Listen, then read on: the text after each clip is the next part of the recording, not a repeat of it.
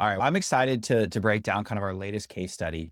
And I'm excited for a few reasons. One, it's a super fun offer that we're working on now and selling.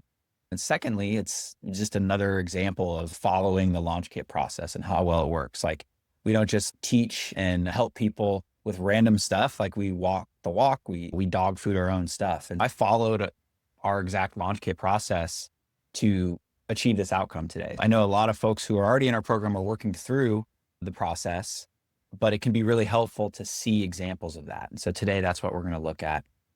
And I'm going to go ahead and scroll down here. So today what we're going to cover is some lessons learned. So you don't have to spend the time learning them the hard way. We're going to look at some examples of the content that we use to actually sell this. And most importantly, pre-sell it. We did not build anything up front. And that's where a lot of people go wrong as they try to go off on a long project to build out a program or a course or a product or something. And pre-selling works very well when done correctly, when it's actually based in market research and positioned in the right way. So we're going to look at some of the examples that we use to pre-sell. And then we're going to look at some of the tools you can do and you can use to do the same thing that we did here in this latest example. So if we go back to spring 2025, gosh, it feels so long ago given what has changed and where the world has gone since then. So if you can even remember what that was like, this was when some really exciting new tools were coming on the scene. And so we saw Claude Code being the number one tool that was really like changing how our team worked. But there were like so many shiny objects and lots of things coming out. Hard to know like what was good, what was worth trying, what was worth like investing in from a team perspective, what wasn't just like a rogue individual tool, but something that could actually work collaboratively. And then there was just a lot of just FUD, fear, uncertainty, and doubt, right? It's just a very confusing time. And I would argue we're still in that time. Every week there's a new shiny object. Every week the FUD level is quite high, especially if you look in the media. And so this is where we were at. And we were just like, this is blowing our minds with what the team was able to ship in a quick amount of time, high quality, fast. It was like Daft Punk. It was like stronger, better, faster. You know the song. It was like all the things. And typically you only get one of those. So it was like really exciting, or maybe two of those things.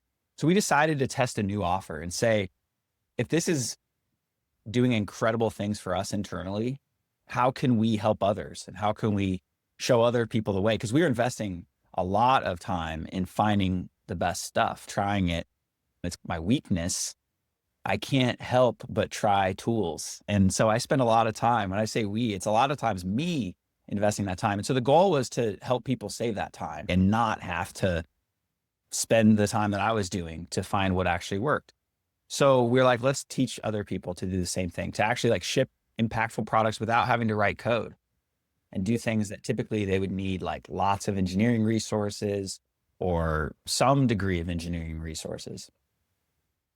So when we had this idea, what happened? So we took it from this idea to in 93 days, we had a few things. We had the makings of now what's growing into a larger part of our business overall at Tech Leaders. We had the success stories and the testimonials that we could use in marketing. This is a huge thing that a lot of people skip. They don't have the proof that really gives the confidence to what it is you're selling. And you might say, I don't have any clients yet. It's a brand new offer. What do I do? And so we're going to look at how to do that. But that was our exact case. We had never sold this before. So we were pre-selling something that did not yet exist. It was brand new. And we were still able to validate that offer with 54,500 actual cash collected, not like letters of intent, not future revenue. Like this was actual cash in the bank for pre-selling something. Okay. So the other cool thing that came out of that was now we had material. So after we pre-sold this, we delivered it. So you might be saying, what do you mean you pre-sold it without having anything? We built it out using just-in-time delivery. And this is a really important thing to learn if you're wanting to build some sort of info product or really anything. You can even use this in software. Is like, how do you build it out just in time? How do you engineer the product just when you need it instead of over-engineering it ahead of time? And so we had, at the end of this 93 days, we had all the materials we needed. We built it out in real time. We built it with the customers as we went. And then we also ended up with recurring revenue for upsells. So it wasn't just like a one and done thing. Now we've got great people in our ecosystem thanks to this, and we can help them in other ways too. We can help them in an ongoing way, the same thing, or we can help them in some of the other ways that we help at Tech Leaders. So it all comes back to, what do we do to do this? How did we accomplish these results? We followed our model. We simply followed the Tech Leaders model here, which we've been helping people with for years and just refining for years and our own clients. And so what we really focused on, and today what we're going to zoom in on, this is the overall system. And so if you're not getting the traction that you want in selling your expertise, whether it's a product or a service or whatever it is you're selling, you're missing one or many of these, let's call them plates, that should need to be spinning. Okay. And I'll share the link out to this doc at the end here, to this deck, so you have it. I just want to stay focused on particular in the flow here, but I will share that afterwards, so we've all got it. I see some chats. Let me just make sure. Awesome. Thanks, Stephen. And so this is the overall system. This is what we followed and are following, I should say, to continue to scale this initial idea. But it really started with the market messenger of how to stand out. And so we're going to zoom in on that today. And if you haven't already done that and you're in Tech Leaders, you need to use that. That's usually one of the first things. Once you've got your general ICP and general offer, you got to use the market messenger to actually do the research in what the market is saying. And this was a huge key to us getting this initial revenue without having anything built. I want to talk about some of the lessons. Okay. So the number one lesson that really led to this idea is this concept of selling the sawdust. So if you think about Amazon, their largest part of the business is actually AWS. And that's the best example of selling the sawdust, where they basically said, we need to build some infrastructure to be able to sell books online. They had to build AWS for themselves. And now it ended up powers the majority of the internet, arguably. And it's a much bigger business than Amazon.com. And so they solved their own pain, saw others had the same problems, and they sold that sawdust. So the sawdust is what you have laying around, the raw material leftovers that maybe isn't a part of your core business. And so in this case, our sawdust was this process using AI tools, these workflows that we needed to develop and build internally for our own purposes. And then it ended up being very valuable for other people too. And that became the basis. So what are you overlooking? And this is something like, a lot of times we're so close to what we do, we forget or don't even see or recognize the full value of something. And yeah, what are you overlooking? What sawdust are you potentially sweeping up and throwing away that could be valuable? Could be something internal that could be used elsewhere. The second lesson here is this idea of bootstrap one to many. Start with one person, sell to one person. A lot of times people will, when starting something new, to say, I'm going to go, the market's huge. We can help everyone.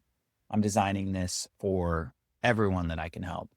And that's a mistake, because you'll overbuild it, over-engineer it, waste a lot of time. And you might get directionally correct, probably. You'll probably have some degree of traction, but it won't be what it could be if you build for one. And so this here in an example, let me just quickly pull this up. And this is an example of me selling to one. This was someone who was our very first kind of client zero. This was someone I knew who I thought would be interested. And I said, I got some things to show you. He grabbed some time. And then this was him following up a few days later after doing what I had shown him. He's like, this is magic. Like, he sent me this video. He's like, this video was him being blown away by what I had shown him in that previous call. So I just led with something free and valuable. And then later on, he's, hey, any more updates? So this is where I knew there was some pull, right? He's, hey, that thing you showed me, like you mentioned there might be a program or something you're doing, like any updates on that? And so he followed up with me, which is always a great sign, and so I said, hey, here's what we've got. And I just sent a very simple link. Okay. And there's a link to that in the deck, so you can take an example of that. It's literally like an offer document that basically made a very simple offer of, here's what we're doing. Here's how we'll help you. Would you like to join us? And so then when does it start? All right, I'm in. Let me just sort out my budget. So he read that document and was in. So as an example, I sold it to one person. I created based on our conversations. I showed him something, gave him something valuable. And then I thought, what's something that he is too good to say no, that he would love to do? And I wrote it for one person and he said yes. So this was the very first kind of validation that we started with. This third lesson here, we're going to look at some more examples of how we took that initial outreach and scaled it into content that could get more people to buy. But the third lesson here is to build after buyers. I already talked about this. It helps you avoid the Field of Dreams trap, right? If you've seen that movie, build it and they will come. Never works out.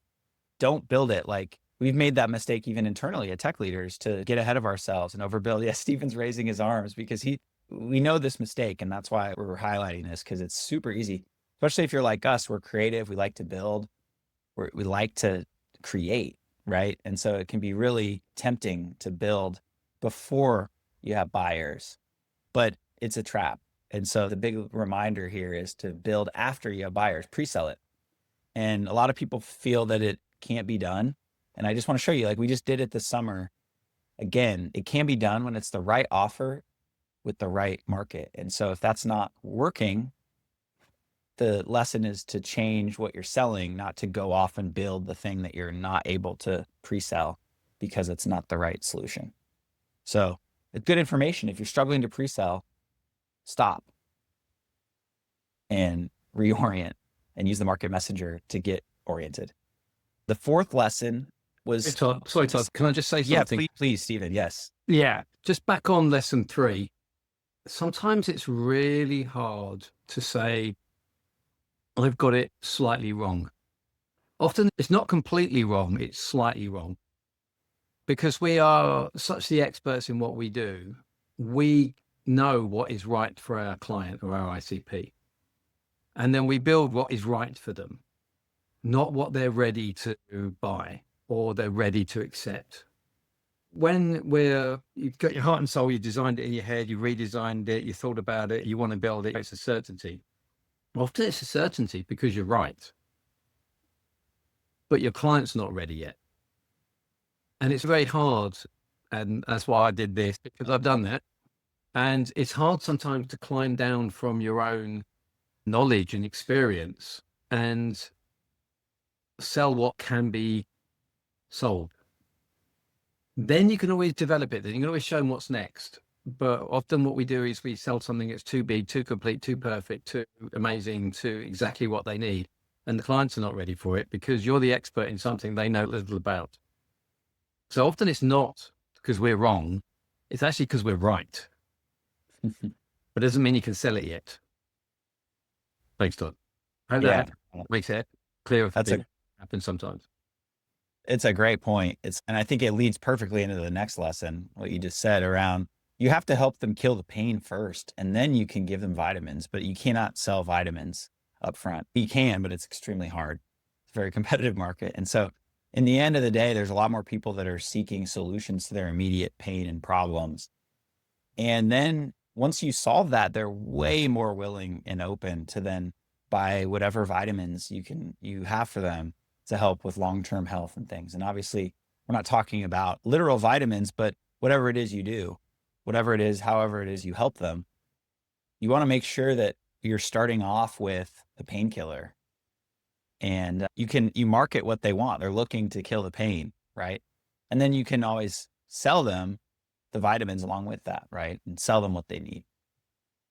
So that's a huge lesson to always keep in mind. The fifth lesson here is repeat yourself. I'm repeating myself here. We say this is a lesson in every Tech Leader session. And it's ironic, but also very true. It's like, you have to repeat yourself because nobody sees everything you share. And we always get sick of our own message a lot faster than the market does. And this actually is like probably one of the biggest like kind of self-sabotage ways that this plays out is you keep changing the message all the time about what you're doing. And because you get tired of it and nobody really understands exactly what you do because they don't see all the content that's out. And so it can feel weird to be repeating yourself, especially if you come from a technical background, because we're taught to not repeat ourselves, right? We use code to never have to repeat ourselves. And that's a measure of good and quality, is to not repeat yourself. So it can be like a head fake to wrap your head around this, but this affects everyone, is you have to repeat your message. What's the drum that you're banging? And you're going to see, in these examples here I'm about to show, we repeated ourselves a ton.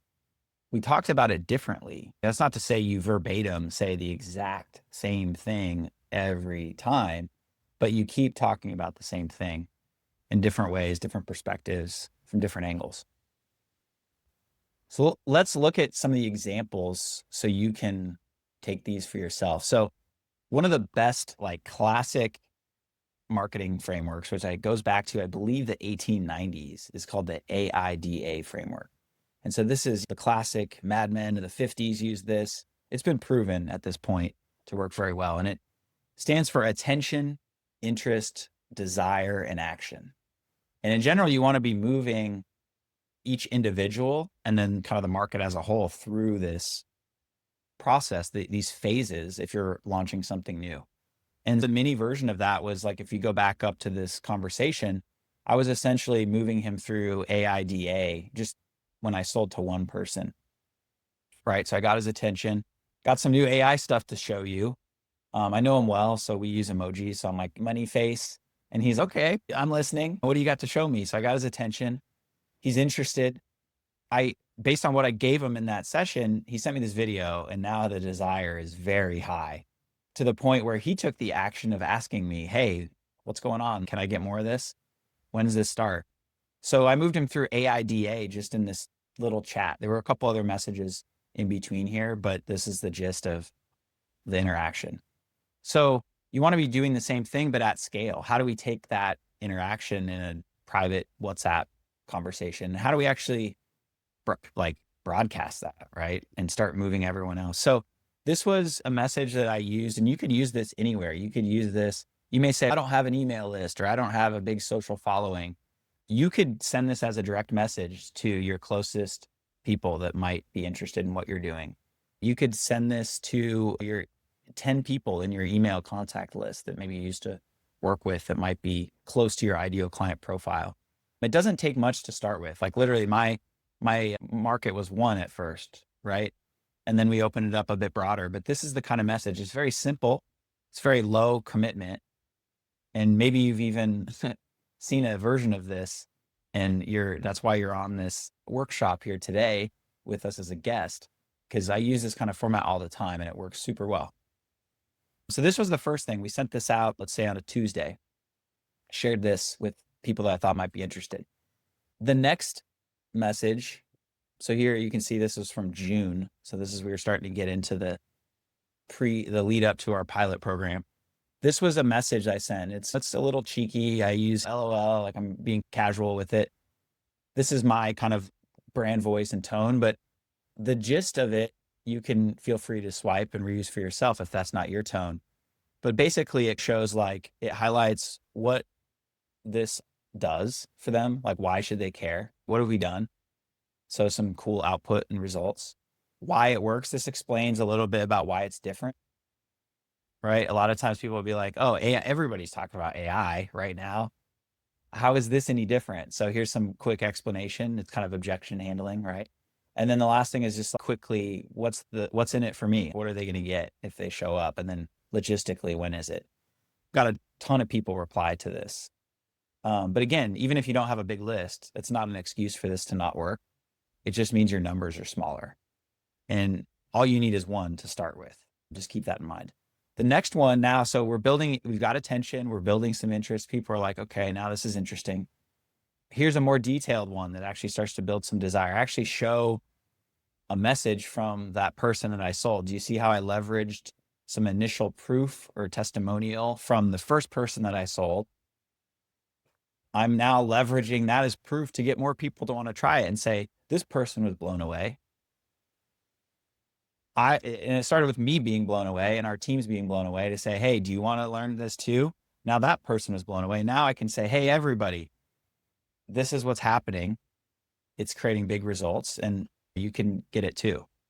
So then there's a call to action for them to join the workshop. And so this was just an informational session, and you could do this for yourself. It doesn't matter what it is, whatever you're trying to sell, whether it's a workshop or it's a full-on program or it doesn't actually matter at all.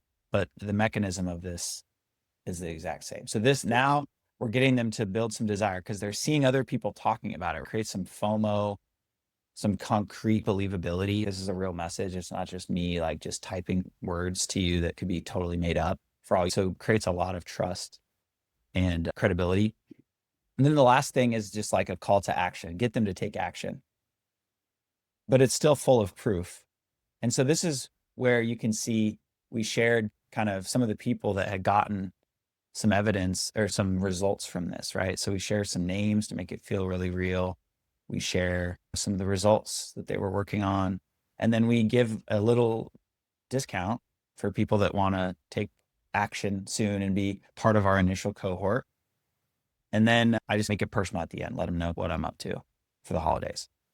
So this was like the full loop that we did to basically leverage the conversation of one individual. We started with the leverage of just our internal team, to then one person, to then a group of people. And then more broadly and publicly, this is a version of the offer we made just like on open social media to anyone and everyone. And it's possible some of you might have actually attended this one. It was a fun one. It worked well. We had a lot of people join. And so you can do something very similar to this. This is like the simplest direct offer. Like if you see here, I call this the minimum viable offer example. So this is create a minimum viable offer. You say who you're looking for. And if I were to critique this myself, I would say, this is not a great hook. 7 people. This is because I didn't know who it was for yet. This is a mass market offer. And so I just said people. In general, you want to have your ICP a lot more defined, especially if you're in our program, you already have a pretty clear ICP. You want to put the identity of the ICP there. Then you say, what outcome are they looking for in a particular time frame? What don't they want? And then some qualification bullet points, and then just a quick call to action. And I got a bunch of people respond to this, sent them that offer document that is, I believe I had it linked here. Bear with me a second. Oh, maybe it's down here. Yeah, here we go. This was the offer document that the first person bought. This is the document I sold to one person, right? Sold to one. And this is in the link here. I'm going to share the full link here in a second. And then this is also what we shared with kind of our audience, because we knew it worked. If it works with one, it'll likely work with many. And so that's, again, why you want to focus on building for one. Thanks, Pamela. Let me catch back up here. So you can make this kind of offer very simply. If you did nothing, you can make this and get some initial conversations. This is like kind of the MVP. Awesome. Thanks, Prius. See you later. So now let's get into the market messenger. So the link here, Stephen, you want to add something to that? Yeah, I just want to ask people how they're feeling, because what we tend to notice when we're taking people through this, there's often a bit where someone goes, "Ugh, that makes me feel uncomfortable," or there's a bit of overwhelm in terms of there's too many steps. And the good thing is steps. It is a process. But I just wondered if anybody's got to that stage where you think you just hit something, you think, I don't like the idea of doing that, or I'm lost already, because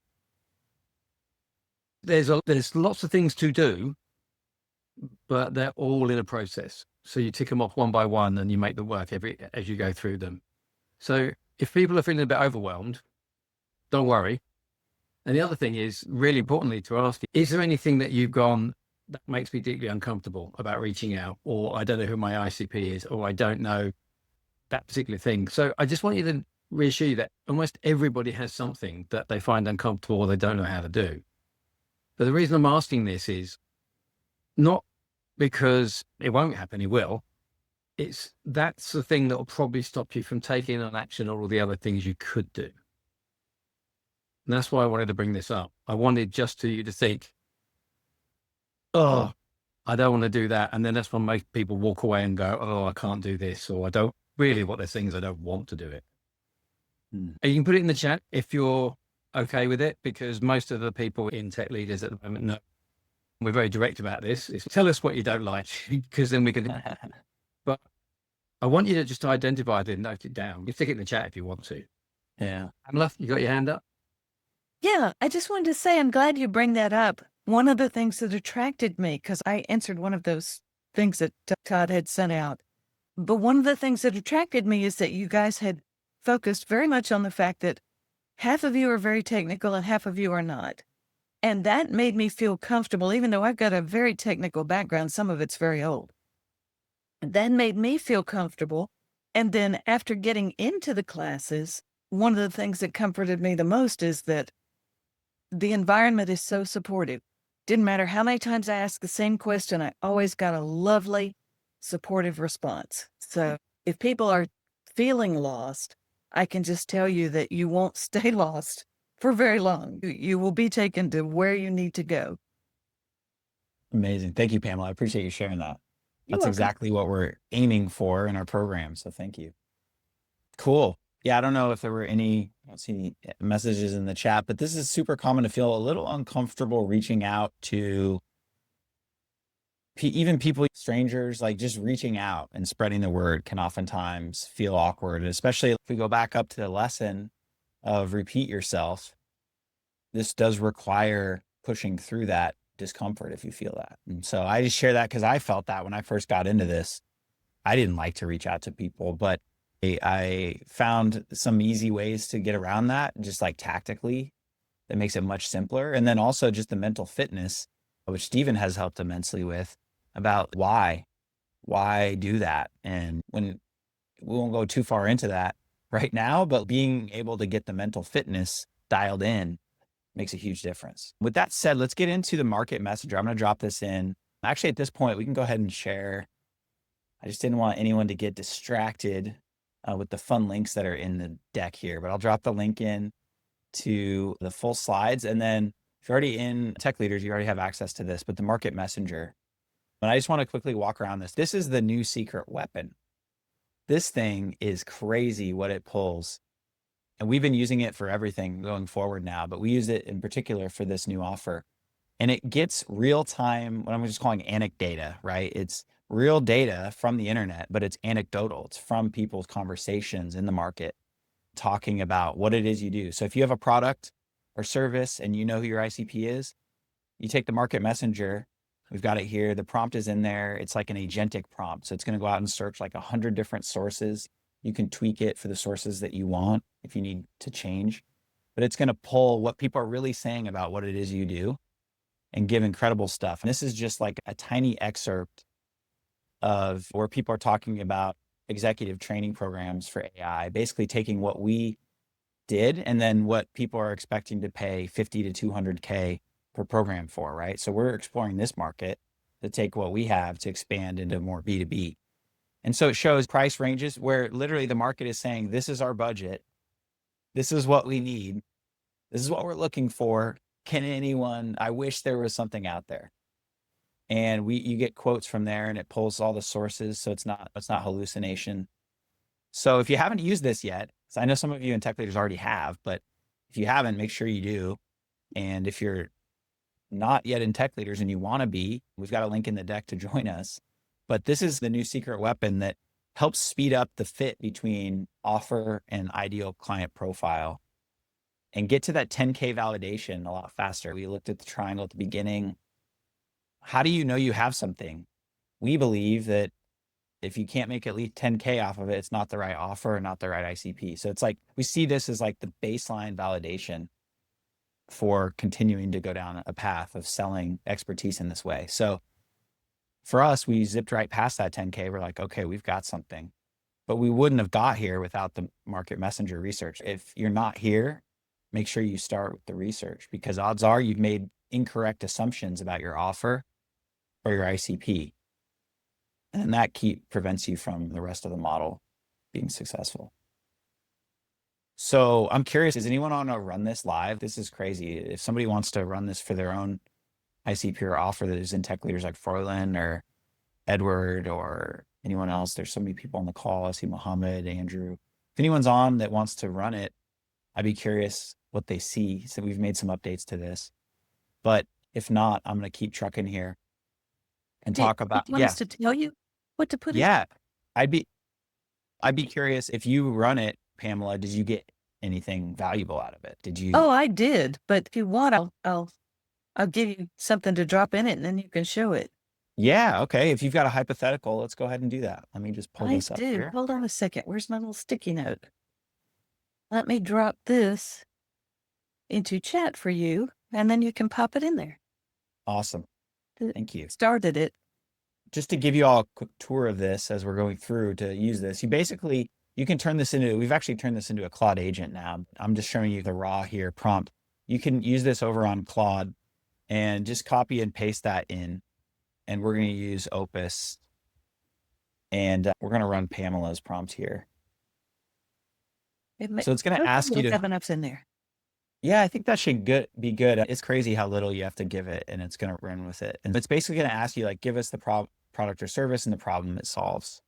I think you've got enough like problem language in that paragraph. I'm going to go ahead and just put it in as is. I'm just pasting it in. Now it's going to go off. This will take a few minutes, so we'll let it do its thing. But it's going to go off and search. If we go back to the prompt, it's going to look at like 100 different sources across all these different online places. And you can add your own. If you have a specific niche or something, you can add your own sources and platforms to search. It's going to extract all this awesome stuff. And yeah, you can see it's going through some Facebook groups for IT projects, Quora. It's pulling comments from Quora. And so people understand what it's working on, guys. I've been an IT business analyst for a long time. And before that, I was a developer analyst. And I'm tired of sitting in the project environment, just doing business analyst things now. So I've decided to pivot my career, and I want to put myself out as a consultant who works on IT software projects that are stalled or stopped or dead in the water. Because somebody needs to come in and take a look at the picture of what were they trying to do? Where are they now? Where do they want to go? And give them that roadmap from here to a successful conclusion of what they wanted to do. And so that's the market I'm looking at. And I can stand any competition because there's tons of stuff out there anybody can do. And huge market. Huge. Yeah. Thanks for sharing, Pamela. That's super helpful. See, look, it's looking at YouTube comments, Glassdoor reviews, Stack Overflow, G2. So it's going to pull like perspectives from just stakeholders and decision makers. It's also going to look at probably some IC level stuff. So this is cool. Oh, it's spitting it out now. So you can see all the places it found. Stephen, do you have some thoughts on this? Yeah, you go through this. The point of this is the speed of this, the depth of this, and the amount of time it would take you to do this. Actually, this is the thing. The reason we love this so much is because the vast majority of people who come into Tech Leaders don't know how to do this. They're not able to do the market research to anywhere near this depth. So this is one of the things where truly technology not only makes it quicker and easier, but way better as well. It's one of the few things where you get all three, because most people, we don't want you to learn how to do this for your ICP, for your offer, because that would take you a very long time to learn how to do market research to this level. So we love it. Oh, true. It's just something. It's not something you should be learning how to do. It's a tool so you can just know what you need to be talking about and offering. Totally. Yeah. I don't want to learn how to do this. I just want to read this tidy little report that's going to give me all the gold. Yeah. And in reading all of it and the vast amount of it, it can help you further focus on the clients you want and how to find them and what they're asking about and what you can sell them. Absolutely. Said, yes, let's give content ideas for angles to create content. And so I'll share this out here. It looks like it just finished. Yeah, so exactly that. And that's where we were talking earlier about you building the wrong thing, you're not getting traction. This will actually show you that there's an angle of how to talk about it, how to sell it, or how to look at a problem that you're not noticing that will make them actually take your ICP, take action quicker. So this is why this is invaluable, because it'll help you look at your own skill, knowledge, and experience through the set of the ICP that you're interested in. Totally. Rather than what you think. And this is fixing the problem I talked about earlier and Todd talked about earlier. Look at this. This is describing Pamela. Speaks technical and business fluency. Look at that. They're asking for you, Pamela. How, are you okay with me sharing the link to this chat in the chat, or do you want me to do it No, privately too? absolutely. Like I said, I put out a broad statement about what I want to do, but thousands of people could do this. I think you're right. There's massive opportunity here. So if anybody else is looking for an idea, there's a lot of gold in that And chat. they talk about 79% of just ERP implementations don't get completed. 79%. That's a big market. You need But to be the project whisperer. That's what it says here. but here's the thing. Here's the thing that's really important to understand. Yeah, there is huge need for this. There are a lot of people who can package the skills to deal with this huge need. The vast majority of people will not take action because of the one or two things they feel deeply uncomfortable about, or they don't want to do, they don't know how to do, and therefore they don't do it and they pass up the opportunity. So that's to the point I made earlier. What is it that you don't like doing? Because that stalls out most of your competition. If you can be the person who says, I want to do this, I'm going to do this, this is the stuff I'm rubbish at, or I really don't like to do, and you flag that, there's always a way of dealing with it. But most people, they just procrastinate because there's something they don't like or feel uncomfortable. Yeah, that's a good point, Stephen. And you can also think about, if you don't like to do it, do you have a friend who does? Or somebody you know who's good at it and Exactly. could partner with them? And this is how you build a business, because no one person can do every job or should do every job. So the point of all of these tools and setting this is to make sure you're doing what you like to do, get well paid to do. And then the structure of your business is you find somebody else, whether it's Claw or a person or a VA, or you hire an expert in. As I said, the competition to do this should be huge, but the competition is nowhere near as big, because most people go, oh, I can't. And then they stop. And then 5 years later, they wish they had. Yeah, totally. This is so much better than just submitting 1,000 job applications or whatever the alternative is. Putting yourself out here in a more targeted way. And so just so everybody who's in Tech Leaders knows, that's under LaunchKit, the Fast Track Market Messenger. So make sure you run that if you're having any friction on your sales right now, or marketing, or whatever it is you're working on. Unless there's any questions on that specifically, I want to talk about the just-in-time delivery playbook a little bit. That's what we did to avoid building, right? We wanted to pre-sell. And so it really is like the simplest way I could break it down into these 4 steps. And so we basically showed our own proof, right? So if you don't have proof from clients, you should at least be able to show your own. And that could be career experience, right? You could say, when I was working on this project at this company, here's what we did. Here's how I solved the problem. So that would be your proof. Start there. Then you can use that proof, leverage that into one person to do a free case study. So the first conversation I showed on WhatsApp, that was free. I was helping him for free. I reached out to someone who I thought would be receptive, motivated, that I could turn into a case study. So that was free. That was the cost of the upstart cost of this offer. And then I turned that 2-week case study of what I helped him with into a simple offer doc. And so that is linked here. I think we already looked at that, but this format is killer. You can take this same kind of format and rewrite it for your offer. And then took that case study, or the case study of this offer from a B2B, or we did a B2C cohort. So we just did a group of people for 8 to 12 weeks. We've done it over various times. And then we leverage that into corporate programs. And that's the bigger ticket item, right? So we've already sold that. And now we're looking at trying to sell as many of those as we can, because then we can help packs of 30 people at a time instead of one individual at a time. So that's how we went from what you've got laying around, sawdust, to selling B2B, like as quickly as you can. And now our next move is just following the 10 before 10 playbook, essentially. Again, just following what we do, like practicing what we preach. I'll say it that way. This is the best way to continue to spread the word. So we're doing targeted outreach based on our ICP of who we've sold already. And if you don't already have, that's a great resource to get started.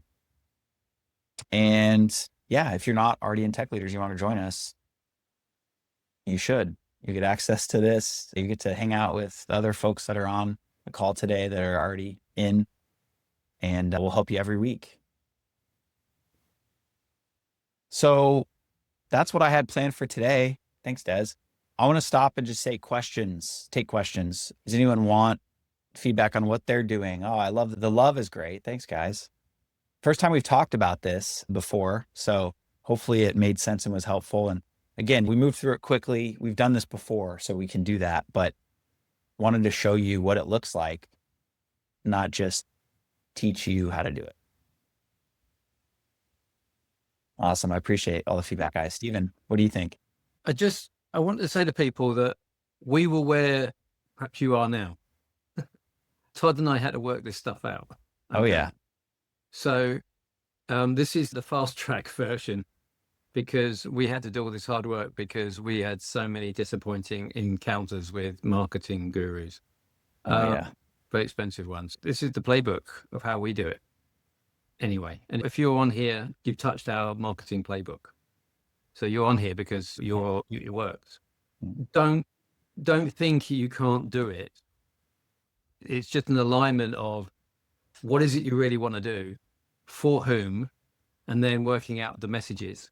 And then it's a machine, as it said in the triangle model. It's a machine that you keep working through and testing and iterating on. So it's a lot of people, when they're talking about coming into marketing, and I had a conversation with someone recently, they said, "Oh, I'm not a creative." And I said, actually, most marketing of any size company is actually process. So if you are in a technical space, you're used to doing process with a bit of creative thinking about, and then you turn it into a process. So this is far more in the alley of technical people than most people realize, because marketing was hijacked by the creative people and the Mad Men series and things like that, when they all think about it, genius ideas. It's actually just process, repetition, testing, iteration. So got some questions. Sonia, got a hand up? Yes. That's interesting. So I know I've talked to Todd before in the last couple of weeks, but the one thing, so I'm an engineering leader, has been running an engineering team since 2002. I've been managing engineering teams. And before 2002, I spent 10 years programming, but I haven't been programming for the last 20 years just because I hire really great programmers. We build really things. I've launched a lot of products that we use by millions today.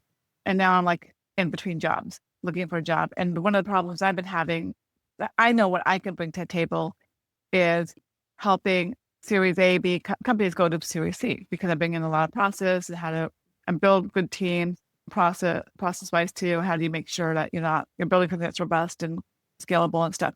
But the thing is, because I've been so hands off, like technically, and not a total programmer, it seems like nowadays everybody wants somebody that's a programmer to be a CEO or CTO or a VP. And I'm like, what you really need is a good leadership. And then I've actually talked to somebody at a really big company that was looking for a VP of engineering, and they're taking a long time to hire. And they're like, oh yeah, we need someone that's really a strong leader, but really strong technically, but it's hard to find. I'm like, why would a strong leader have to be so strong technically if they're hiring the right people? How do you show what you bring to the table when they are like, no, you need to be a total 21. I was a great programmer when I was 21 years old. And I guess I feel this pressure to learn all the AI tools and start programming and building stuff when I feel like I bring something else to the table, and I would love to start a consulting business or a faction on them. I have some thoughts, Sonia.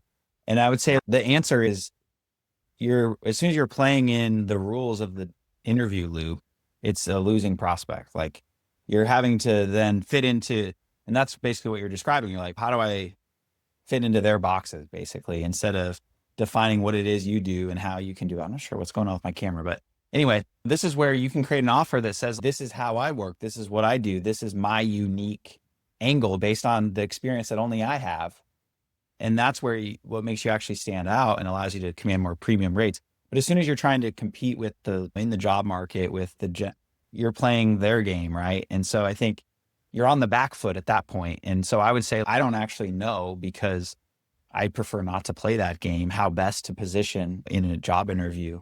And we're more about you defining it, the role. It's almost like defining your own role is probably the best way to position, is to phrase selling yourself as a consultant. And so that's my kind of meandering ramble on that. I don't know if Steven, if you had any thoughts on that, or anybody else does. Yeah, very similar.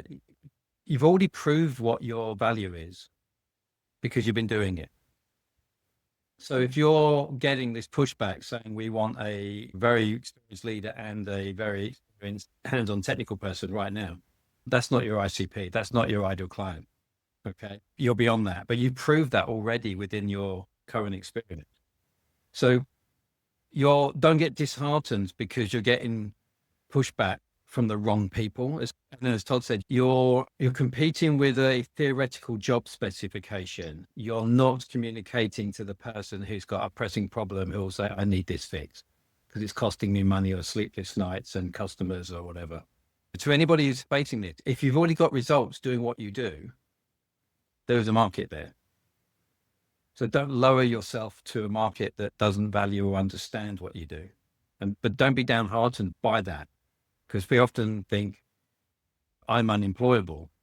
Perhaps you are unemployable, but you're a hell of a good consultant who comes in and parachutes in and does what you need to do at a high level of spec. So that's what I think. It's very hard not to take that personally, but you're actually competing in the wrong marketplace. Pamela, you're nodding your head. Is it? Yes, honestly, I decided to go in as a consultant because I'm tired of working for morons. You watch these things go off the rails and into a ditch. And it's so frustrating to see it if they would just open their eyes a little bit or open their ears a little bit, you could help them out. And so that was why I turned my attention away from being an employee. I've never been a great employee, but now I've just decided, forget that. I can come in, help them on a very short-term basis for big dollars for me and get out of it. I don't have to put up with the morons. And I also wanted to say, the reason I had my hand up, I've been in the business like 40 years. Before I came to Tech Leaders, I had never even opened an AI tool. But I knew it was capable of some stuff that would help me and help business, help my clients. So if you have the least bit of feeling of intimidation about this, do not. Todd will tell you, I've asked the same question like 15 times across 5 different classes. I always get a lovely, gentle, supportive response. I never feel like an idiot. I've got I know what I want to do. I even have a good web page I put together, an AI assistant. I know how to code. I'm a coder. I've done a lot of this. It's just that I'll be in an interview and it's just like for this. That's the lovely thing. Yeah. You don't have to be a coder. Yeah. Can I say, sorry to interrupt, how much sales and marketing have you done? That's a thing. So I've always been the engineering side, and I built like AutoCAD. I don't know if people have heard of AutoCAD before, but AutoCAD Mac is my baby. I led a team of 45 people. I released that in a year and a half. I've done some pretty big stuff. There's my SDKs are running in 100 million cars today doing music recognition. I've done, like, if you go to Comcast and look at all that data that comes. Your track record is indisputable. I started my life working at NASA for 6 years, and I worked on cars that drive by themselves for UC Berkeley. I did a big demo in 1997. So anybody wants to go to my LinkedIn profile, they can go there and see what I do. And if anybody wants to see what my resume looks amazing. So I get the interviews. It's just that I can't pass the interviews. Exactly. It's the sales and marketing that gets you out of the interview process. And that's what this is all about. Yeah. And as soon as you're playing the interview game, it's this kind of like, how do I fit in? How do I need to fit into the box? And it's super frustrating. And I definitely get that. Yeah, Stephen, I would love to talk to you separately, but yes, I have been like starting to wonder, am I even good at this anymore? I'm like, I've done this for 30 years. How can I start questioning myself? Okay, I promise you something. I wish you were on one of our regular monthly calls, speaking to one of the people who just started. And if it's been on a call and me being my normal brutal self, I'll drop my link in the chat, book a call with me. Okay. And I would have done to you what I did to him. And I went, stop, I don't care. Now you listed this great resume, but the one thing you didn't do is tell me the value of what you've done. You told me what you did. Yeah. And that's that's the skill you've got to learn. And once you do that, and you will get it, I promise you, because Froylan just made a comment about your tech skills. You've got amazing skills. You've got amazing track record, but there's a disconnect there in the value you're selling. That's the bit that almost everybody who comes into Tech Leaders, that's the first thing they do. They talk about what they do and how they do it, not why it's a business proposition to the person buying. And I'll tell you something that's really interesting that happened, and Todd and I have been talking a lot about this, is that the project Todd was just talking about, this was driven by the CFO, okay? which is really unusual. So what's happened with this client was CEO, CFO, and possibly some other people have gone, AI, what the hell are we doing with it? And the CFO's gone, we need to do something about this. And the CEO's probably gone to this lady, drive this. And that's what got us through this partially very quickly, because when the CFO can always find money, they can always go, I can find 50 grand. Yeah, sign it off. Because when the CFO is driving an initiative, a tech initiative, it's not a tech initiative, it's a business initiative. And that's the value of what's going on at the moment. So if you're a technical person who spent all your time talking to technical people at whatever level, all the way through your career, how much time have you been speaking to the technical people or to the end user customer? Not the end user customers in terms of the people who use your software, but to the people who are making the decisions with the zeros on the end. And if you've never done that, the vast majority of people who come into tech leaders, then that's one of the skills you're going to learn. But I'll drop my call link in, and you can please anyone book a call if you want to. But that's just a skill you haven't practiced yet. Sonia, does that help you? Cool. Awesome. We're coming up on time, but I want to get to Froylan. There might have been some other hands. Froylan, what are you thinking? Oh, I think you're on mute still. I do that. For some reason, I hit to lower my hand and I just figured it does everything for me. I was listening to Sonia, and I think you'll definitely get a benefit with talking with Steven, because it's interesting to hear people's perspectives, right? Because it's real easy to fall into that. I think that feeling of it's almost like an imposter syndrome that's like kind of catching on, right? And I've learned a lot of this from like the branding part, right? Which I think carries over to if you're trying to start a business or even get a job, right? To understand, what is your brand? What is your strength? What is your space? Because if you don't watch it, you start to get dragged into other people's spaces, as they were saying earlier, right? You start to look at the person next to you, and it's not listening to you talk, right? You just listed off like 5 major players, right?